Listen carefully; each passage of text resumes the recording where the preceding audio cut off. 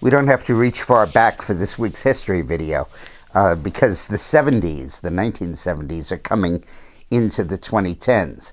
The politics of our era so much resemble those of the 1970s, and we have to see what's happening then and what will happen now in the same light.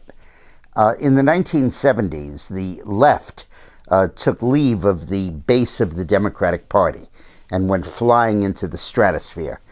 Jerry Brown and Jimmy Carter, the main actors in the Democratic Party, began talking about the era of limits.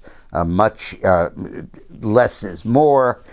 We can't possibly continue to be the world's superpower. We can't continue our current rate of growth. And pessimism abounded. I've often said that pessimism is really the bodyguard of liberalism. Liberals fail in their policies, and then liberal apologists say, hey, nothing would succeed. Everything is terrible. And then a Ronald Reagan comes along and proves that they're incorrect. Well, back in the 1970s, Mario Procaccino, a guy running for mayor of New York, said that it coined the phrase limousine liberals. And now we're dealing with our exact same version of limousine liberals.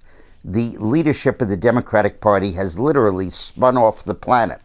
And now they're obsessed with global warming and climate change, immigration reform, healthcare reform, doing everything they possibly can focus on except what the American people want, which is focus on the economy, the debt, jobs, and wages.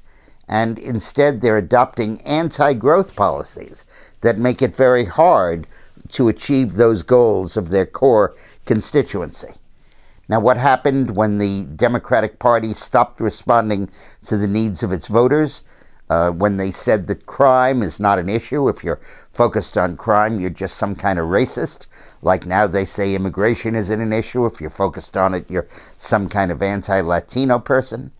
Well, the basic answer is that back then they began to become Reagan Democrats.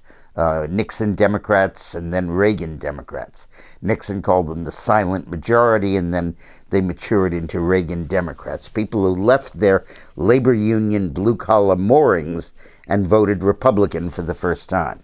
And the election of 2014 shows a very similar trend, driven now by the incredibly esoteric views of the liberals that has nothing to do with the real needs of the average person.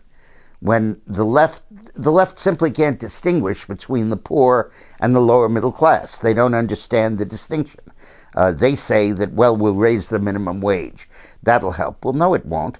First of all, only 10% of the people on the minimum wage live in poverty. Most are second and third incomes. But those policies don't do anything for the person that's making $12 and $15 an hour and can't make ends meet on that kind of pay.